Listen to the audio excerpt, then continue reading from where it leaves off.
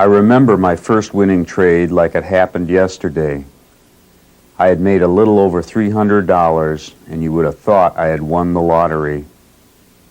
From that day on, I was a changed man. All I wanted in life was to be a trader. When I was awake, I could think of little else but trading. When I was asleep, I dreamed about trading. My life became focused on one goal, my obsession, my passion, my dream, to be a trader, to make it in the futures markets. 7 years and $500,000 later, my dream has come true. I'm a trader. I'm my own boss, and I'm free. This is a story about financial freedom. This is a course about winning.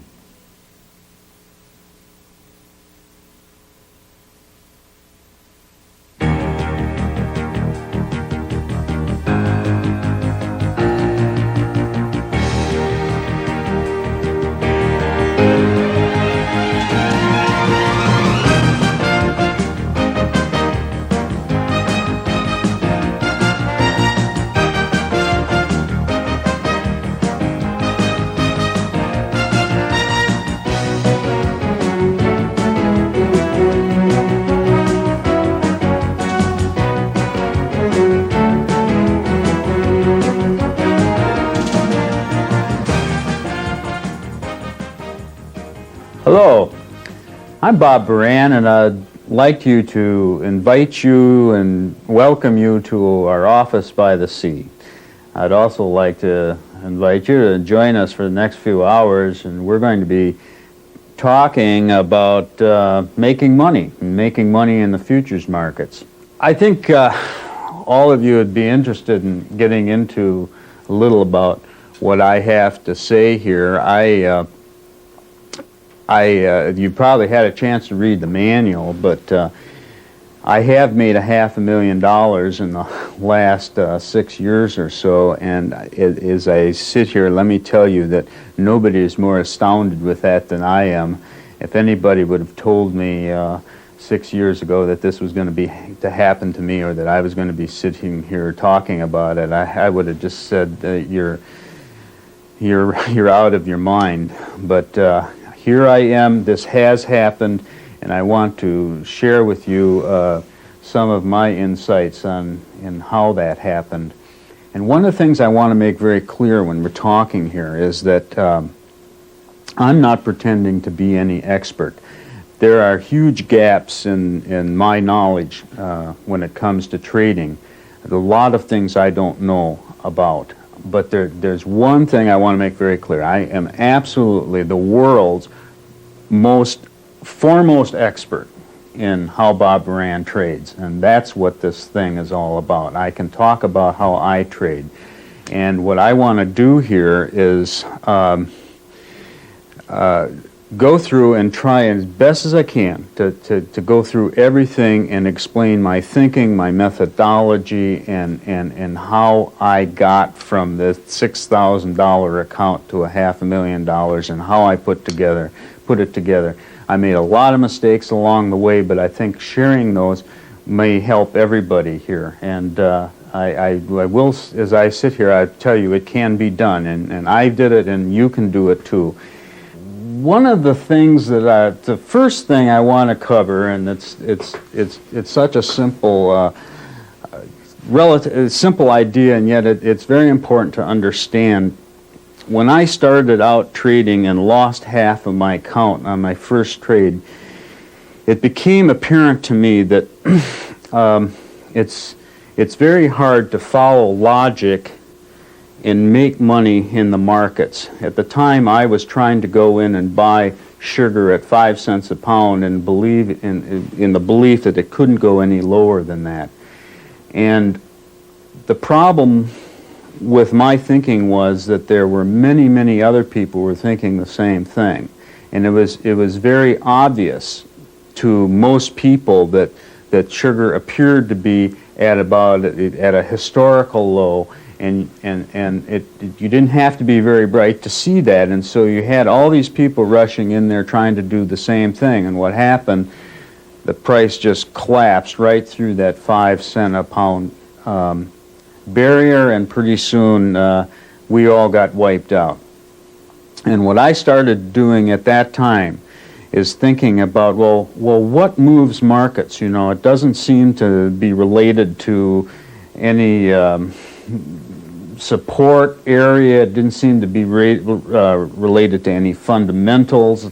What made that price fall like that? And I developed something, and I call it facetiously the rule of the screw. But the rule of the screw is basically that no matter what the fundamentals of the market are, if the majority of people are trying to take one position, the market is going to go against them. It is going to, the markets will try and frustrate, it will defeat their best interests of the majority of players. So you just cannot make money in the markets if you are not willing to take the minority side. If you are on the majority side of the markets, you're going to lose money. It's a very important concept. You just,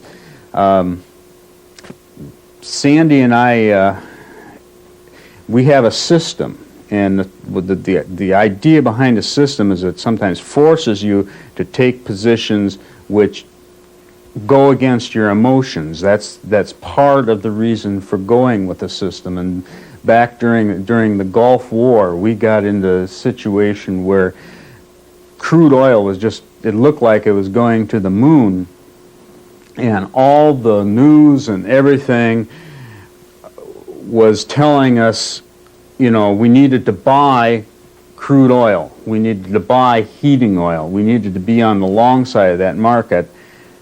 And our system comes in and says instead, sell it.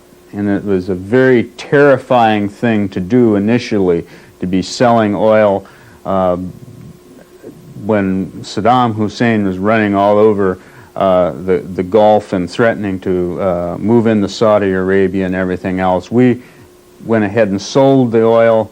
We made a great deal of money doing that. And that was simply a good illustration of how when you're on that minority side of that market, you can make a lot of money.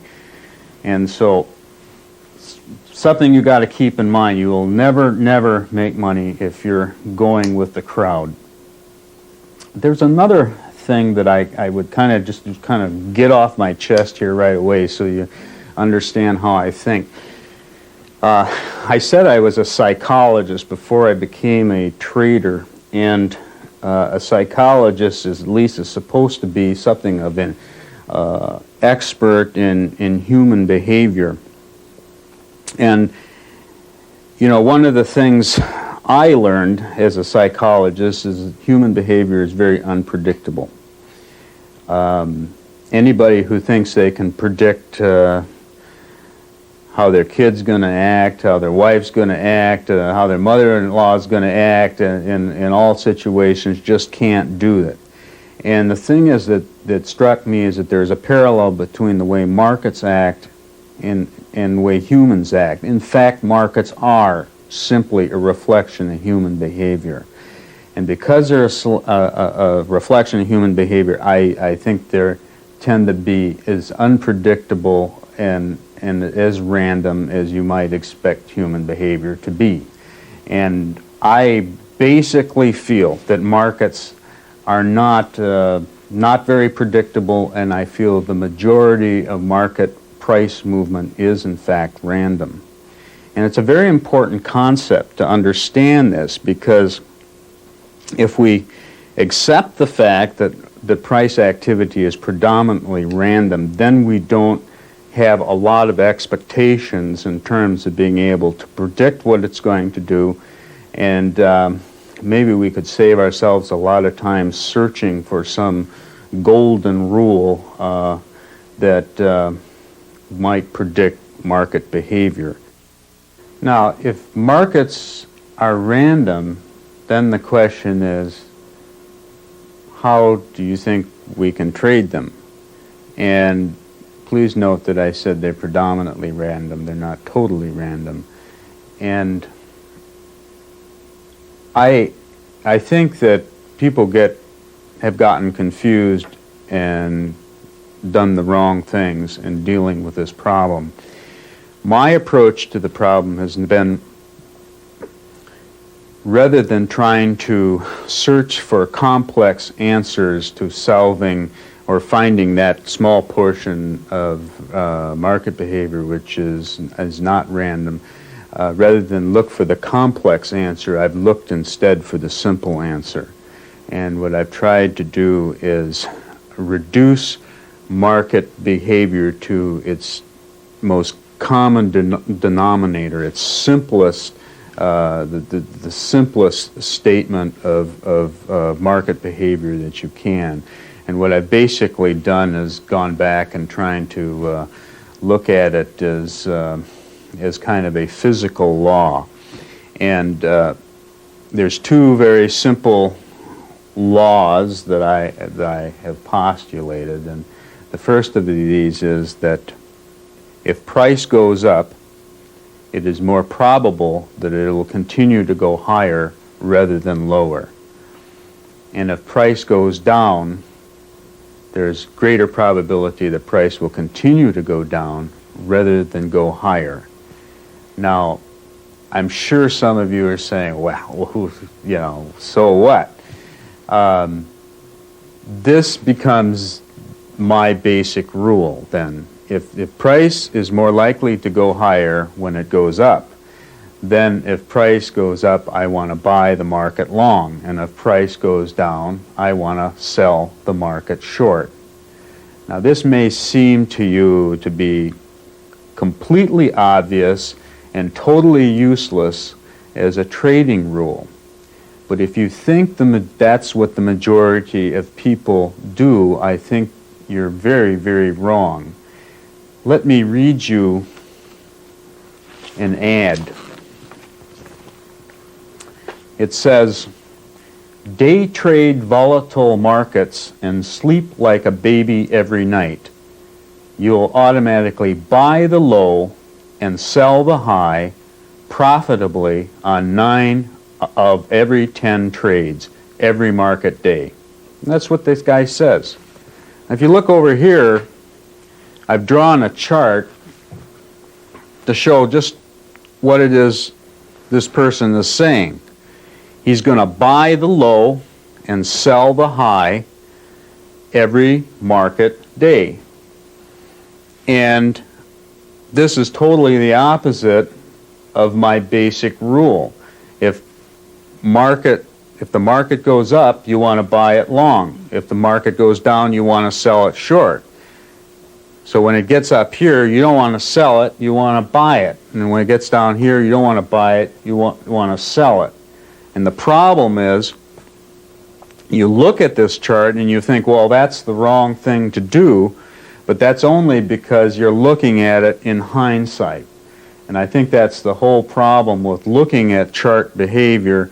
I really don't even like looking at charts sometimes, because I think they deceive you in that way. We look at this and we think we want to buy down here and we want to sell up here. And in reality, I think we should be doing quite the opposite. And I think that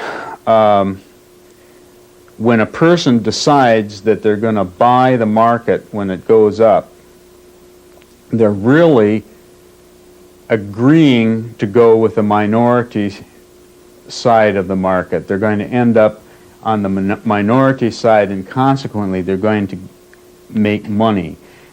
I'll read you another ad. This one, the incredible ability to pick market tops and bottoms as they occur and before they occur in every futures market for every time frame. And then there's stars, and it says all turning points. And I think this is the problem that most people have with making money in markets, is they think this is what they need to be doing. And I think it's a problem with looking at charts. I think that anybody looks at this, this is where they want to buy. Everybody wants to buy the lowest you can, and everybody wants to sell the highest they can. But by doing so, they violate some very fundamental, call them laws of physics of markets, that end up causing them to lose money. And when you get I've gotten so many ads like this, and I've seen it so many times in magazines and everything, and I just feel that inevitably it leads to problems. So when I say we'll buy the market when prices go up, we'll sell the market when prices go down, it may sound like a simple rule, but it's one that most people just aren't going to get involved with. And the people that sell you things and send you advertisements know that. And so they're not going to show you what you really need to do. They're going to end up showing you this kind of thing. Now, if I decide that I'm going to buy the market when the prices go up, you might ask, well, okay, I see price goes up. Do I just jump in there? No, there are rules. You can develop very specific rules that follow this methodology. And I'm going to show you here what I think is probably at least 75% of the technical analysis I think anybody needs to do, needs in order to trade markets effectively.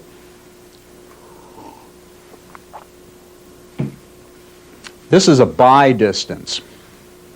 And the buy distance is the distance from where the market is now to where you want to buy the market. So what you say, what you're doing here is saying, okay, I'll define what I mean when the market goes up. I'll say the market is at such and such a point now. I'll say my buy distance is 200 points, and if tomorrow the market gets up from where it is now to 200 points, I'll buy it. That becomes a buy distance. The sell distance is simply the opposite. If my sell distance is 200 points, I take where the market is now, I subtract 200 from it, and I say if the market falls to that point, I'll sell it right there. And I have instantly created two signals, one above the market and one below the market. One nice thing about this is that I'm not trying to predict anything. I'm saying I'm going to go with the flow, and I'm going to go whatever way the market's going to go. And that is very, very helpful. If you get deep into some kinds of technical analysis, I think you're going to find that you're trying to predict, and you're trying to say, oh, the trend is up. This is a bull market. And then you're stuck with only buying the market. And if you take this kind of approach where you have a buy distance, a point where you'll buy the market, and a sell distance below that, and then it goes down rather than up, even though it's supposed to be a bull market, you're going to be in there. And this sounds very, very simple, and yet I have found from 6 years of experience that this is as effective technical analysis tool as anything I've ever come across, as simple as it may sound. Now, in the next segment, I'm going to go through, and I'll talk a little more specifically how we can put this buy and sell distance into a system. But let's just talk about after you buy the market, what are you going to do? Well, most of us want to put most of us are going to want to put some kind of stop in. And I'm going to show you my strategy for that as well. I want you to look at something here while I got this chart up.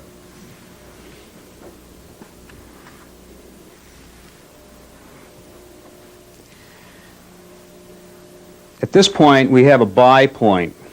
I buy this market right here.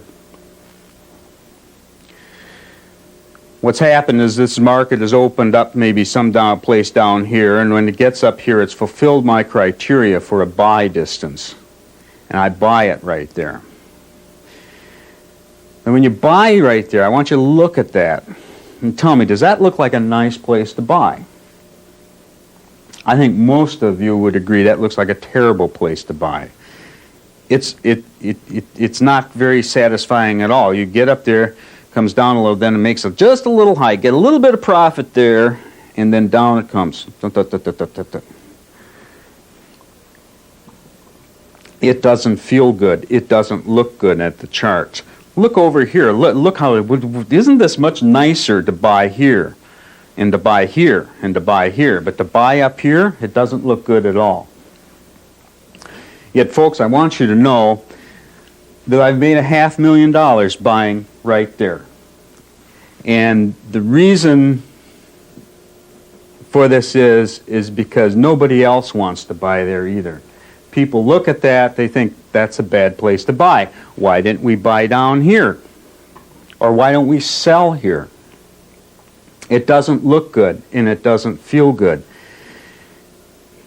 And yet, I'm convinced that's what you need to do, because the market is going up, it's showing strength, and therefore you need to enter on the long side.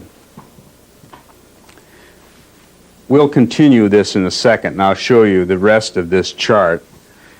But once you're in this market, you need some kind of stop. I've been working with Systems Writer Plus, and when you work with Systems Writer Plus and you work with daily data, you have a little bit of a problem, because when you go in and you enter the market, on your day of entry you don't have a stop, and you should never trade without stops. I've developed a very simple strategy for placing stops that I think it's worked out as good as anything that I've used. It seldom lets me down, and I'm going to share it with you. And it's so simple, but much of what I'm saying is simple. I take the high of the wave that just got me in here. I come up here, I get in here. Maybe by the time this thing gets to here, I get my fill back. I know I'm in this market, and these could be 5-minute bars. Maybe they could be 7-minute bars. They could be 3-minute bars.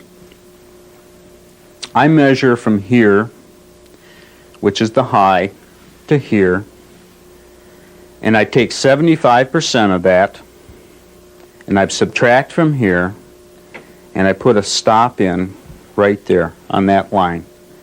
So what I'm saying is that the market comes back down to here, I'll get out. Some of you who are Fibonacci people might recognize that this line here is your 5/8 Fibonacci retracement line. There's normally a 3/8 line here and a 5/8 line here, and there may be a 50% line in here. Basically what I'm saying by the 75% rule is that if the market comes back and violates all three of these lines, it's time to get out. My thinking is if it takes out that much, the market is reversed. This is a false breakout, and you need to be out of the market. Now, I seldom get tagged on this kind of stop. The market will either go higher, it may come down to here and then move higher, but if it does come down to here, it usually just knifes through there and really collapses. And the thing why this is so important is that anytime you take a breakout in a market, start buying breakouts, selling breakouts, you can have false breakouts. And sometimes those can really be brutal. And it's very important to protect yourself when that happens. When I've done historical studies with our database and looked at these systems, the kind of systems I'm going to be describing to you, I find that they've taken some pretty bad trades sometimes when you have some very powerful moves that in effect climax at a certain point. And the most classic one was in 1980, I believe, when gold topped out at I think about $850 an ounce or something. And the day that happened, that may not be the exact price, but the day that happened, gold opened on its high and it immediately started to sell off. Most of the systems that I'll be describing today bought that top of the market, and if you just sat in there and held that, it went down limit that day, and then I think it closed down limit for a couple days in a row. It would have been a horrible, horrible loss. And when you test these systems historically in gold, you'll have this huge, humongous, horrible losing trade in there. In reality, if you're doing this kind of thing, that would never happen. You would experience a significant loss, but you would have been out of that market long before it touched down limit. And so this is a real good way to keep yourself out of trouble. And Sandy and I use this all the time. You know, the instant we get the instant we put in an order, she's over there punching the thing in to get these lines up, and we figure the stop, and then we get that up there on the screen so we know where we're going to be out of this market if things turn against us. Everything you do in trading must always recognize that the most important thing you can do is to protect yourself from large losses. As long as you can keep your losses reasonable, you can make money trading futures almost by throwing darts. It's the problem with most people is they allow themselves to get into a trade where the loss is way out of proportion to all their profits, and then they end up, you know, in the losing column. We're taking very simple breakouts, and it's kind of, you know, it's almost like flipping a coin, only with these coins, maybe these coins are going to land heads maybe 55-60% of the time. We can make all kinds of money doing that. We don't have to be fancy. We can make all kinds of money in that, but we must protect ourselves when these markets turn against us. And this is just a neat, simple, straightforward way to do it. When you get into a market, measure the top of the wave, measure the bottom of the wave, and take 75% of it, subtract it from the top, and put a stop in there, and it'll save you an enormous amount of grief. Now, once you've taken care of that, we don't trade these markets to lose money. We normally would expect to make money, and I'll show you the full scenario to this trade.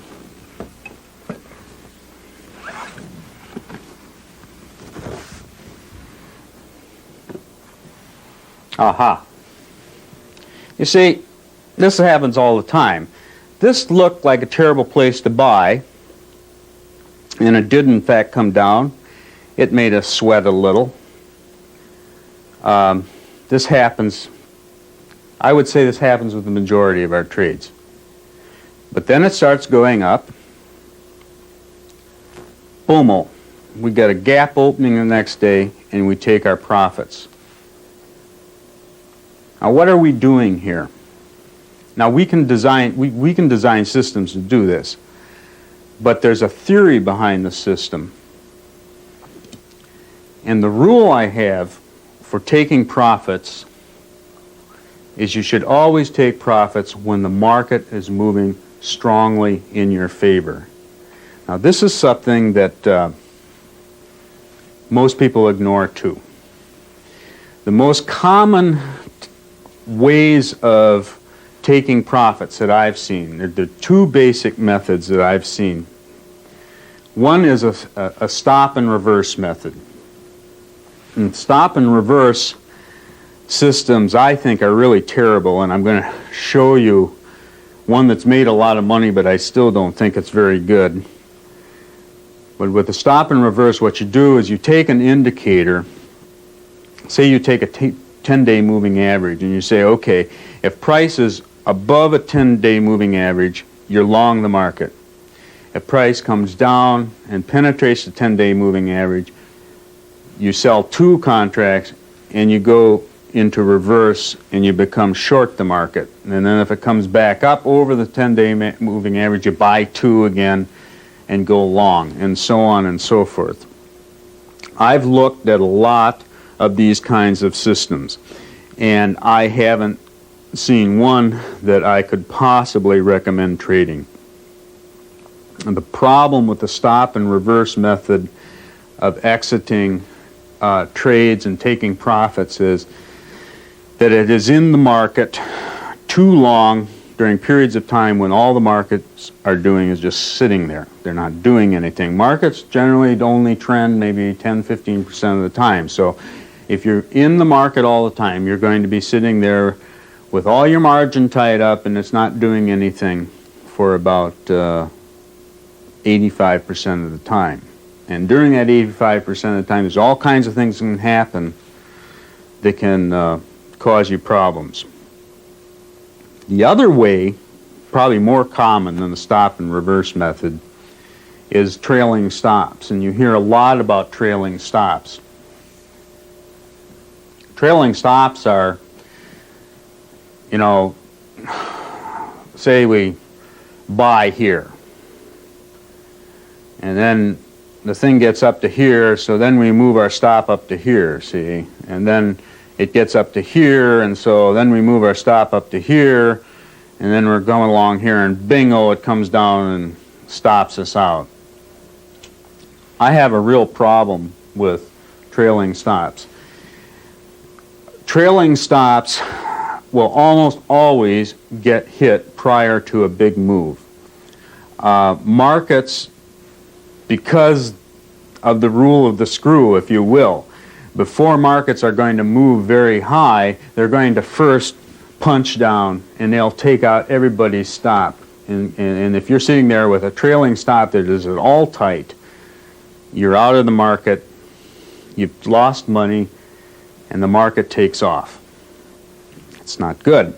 You can also, if you want to avoid that, what you can do is put a trailing stop that is so far away from where the market is that it won't get hit. But the problem is, then you get a trade that may go in, it'll make a small profit, and then suddenly it'll reverse, and it goes way down, it gets you out, and you got this big loss. And once again, you violated this rule that you have to keep those losses small. You just have to do that. So my rule is take your profits while the market is running in your favor. And in this case, you got a gap opening, which is just one way of defining that. You're long the market, you got in here, the market opens up hard in your favor, bingo, you out, you got your money. And you've taken your profits while a lot of people are trying to buy. You're selling while the majority of people are trying to buy, and that's exactly what you want to do. When you put in a trailing stop, you're trying to sell while everybody else is trying to sell, and the result is that market is just collapsing. You're right in there with the majority of people, and you're going to end up losing money. So the rules are fairly simple.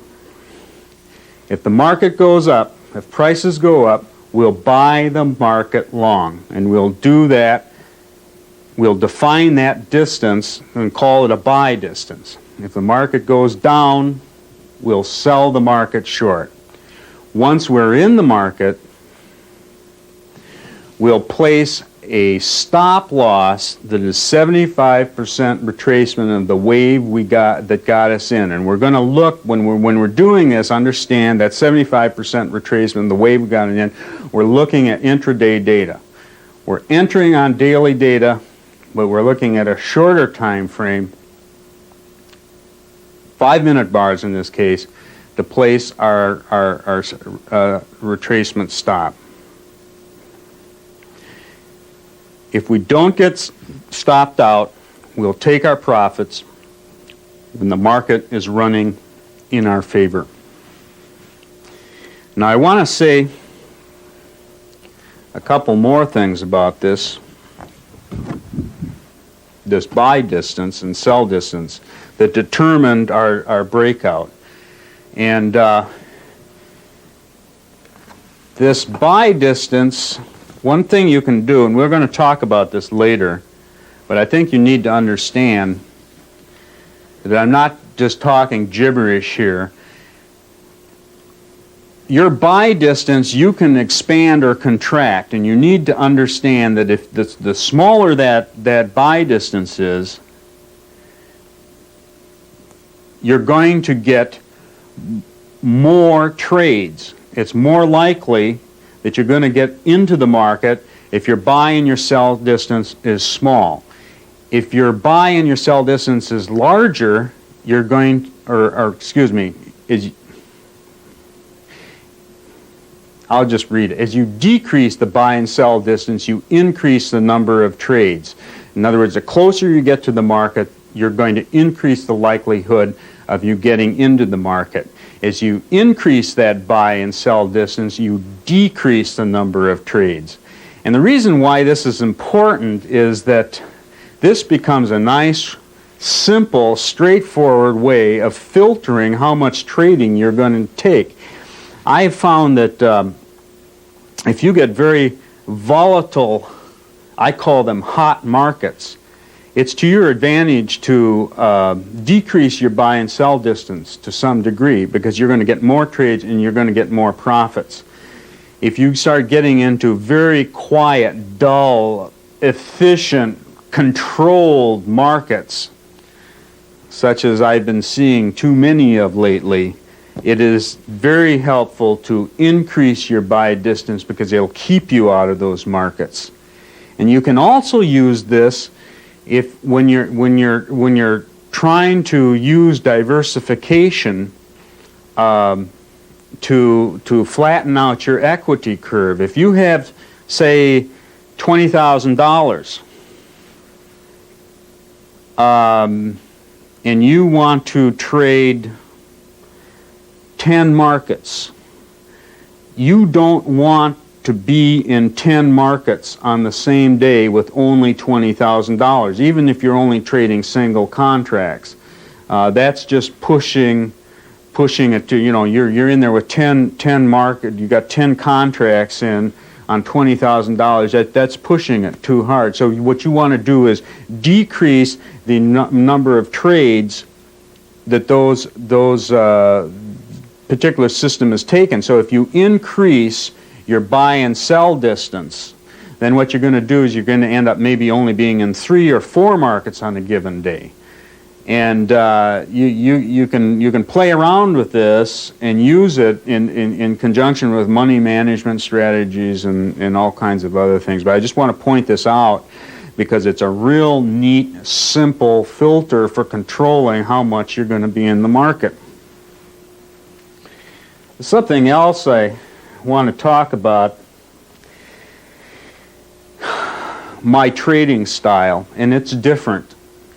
And I kind of stumbled on this thing, but let me tell you, back in 1985, after I got really ripped in sugar, I had less than $25,000 in my account. I wanted to be a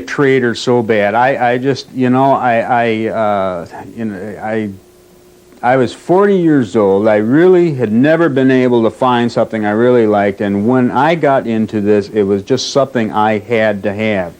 And I think I was, at that point, really willing to do whatever I had to do to make any sacrifices I had to do to get where I wanted to get.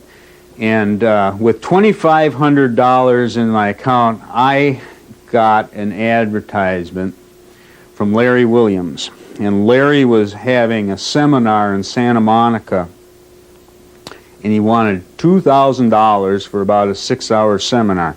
But I knew Larry Williams was for real. I knew Larry Williams wasn't any, you know, I knew that this was going to be worth it.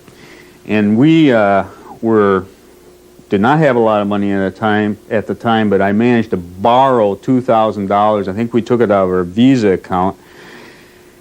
And I went into Santa Monica to see Larry. And, you know, I've thought about that a lot. A lot of people think, you know, $2,000 for a 6-hour seminar, that's absolutely crazy. This guy has to speak gold to make it worthwhile. But I don't think so either. I think that was one of the smartest things I ever did. It was one of the best experiences I ever had. And what I got from Larry wasn't the systems that he was giving us at that time. I did use those systems. I didn't find them as good, or I should say I just wasn't able to make the kind of money that I should have been able to with them. But Larry really got me thinking. It was the style of the systems that got to me. He, instead of using some complex, far-out formulas to determine market entries, he used the most basic, simple price patterns that you can imagine. And I started thinking about that, first of all. And the other thing that was interesting, that his systems only had about 55% accuracy. So he was willing to go into the marketplace and say, if I have a 55% chance of winning, I also have a 45% chance of losing, but if I play that game every day and play it long enough, I'm still going to run up a bunch of money. And I never really thought of it that way before, but as I studied the computer printouts that he gave and everything, I began to see how you make money in the markets. It isn't that you go in there and do it 9 out of every 10 times. He wasn't doing it 9 out of 10 times. He was only doing it 55 out of 100 times. He's still rolling up a lot of cash. There was one other thing, though, that really ended up shaping my whole trading style. And it wasn't really anything, it was basically I took something he said and I started working with it and developing and making it my own. Larry put forth some statistics at the time. What he showed was that the market closed up on a certain day. It was more probable than not that it would close down the following day. And if the market closed down on one day, it was more probable that it would close up the other day. And he based day trading systems on that. And I started looking at that, and that was interesting. But as I started looking at markets very, very closely, I began to see something else. It was, you know, I was looking at this pattern, but then I began to see something else. And let me just describe as best as you can what it was that I was seeing. I started seeing, I'd noticed markets would have, some days they got quite volatile and there'd be a lot of movement. And then they would get quiet. And then they would move. And then they would get quiet. And you had this kind of alternating movement and quiet, movement and quiet. And what I did is I said, let's call these moving days, we'll call them moving days. And if the market is moving up, we'll call those long moving days. And if the market is moving down, we'll call them short moving days. And what I noticed, what was interesting, and this is where this thing of looking at Larry's alternating days, what I started seeing is that if you had a long moving day, market started moving up, it didn't stop moving the next day. What happened is there would be a follow-through on the second day, and then it would go quiet. It was like, and if it had a short moving day, it would move down, and then it would go overnight, and then you'd have a little follow-through the next day, and then it would go quiet. It was like there was a 2-day cycle, and I just call this a 2-day cycle. I don't know if somebody else has coined that word. I'm sorry, but a market starts to move, and it'll follow through into the second day, and then climax, and then go quiet. And then it'll start another move, follow through into the second day, and climax. If you had a trending market, what I noticed is you would have the move would start one day, it would climax the next day, and if that was a long moving day, it would go into a quiet period, and then the next moving day would also be a long moving day, followed by a climax on the second day. And if you have a sideways market, what you would very typically have is a market would start a long moving day, climax the second day, go quiet, then have a short moving day and climax the second day, and then it would start another long moving day. But in all cases, you had this pattern where you would have an occasional day that seemed much different from the other days in terms of its volatility. It would establish a direction, and you would see a follow-through on that direction on the second day. And what I started thinking was that would be an ideal way to take trades. If you got in on that move, it's not going to go against you very much, and then you can get out and you can take your profits and you don't have to worry about this big correction. And not only that, unlike this buy and reverse strategy, you're only in the market when the market's moving. And so you have the option, what you do is you have your margin in a market only when the market is moving. When the market is quiet, you're out of the market. And if you play several markets, what you can do is you can it's like a shell game. You're only in the markets that are moving, and when they stop, you can be in other markets. And so in that way, you're moving your margin around from market to market depending on which one is going.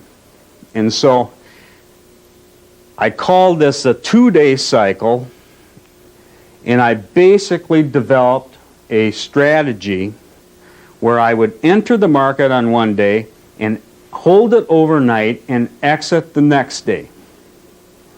And I used a buy and a sell distance to determine entries. And I took my profits only when the market was running, and I used the 75% retracement rule to keep me out of trouble. It was pathetically simple and unbelievably profitable. And my first year of doing this, I ran a $15,000 account to over $85,000, and I was completely hooked on futures trading, and I knew I would never be the same person again.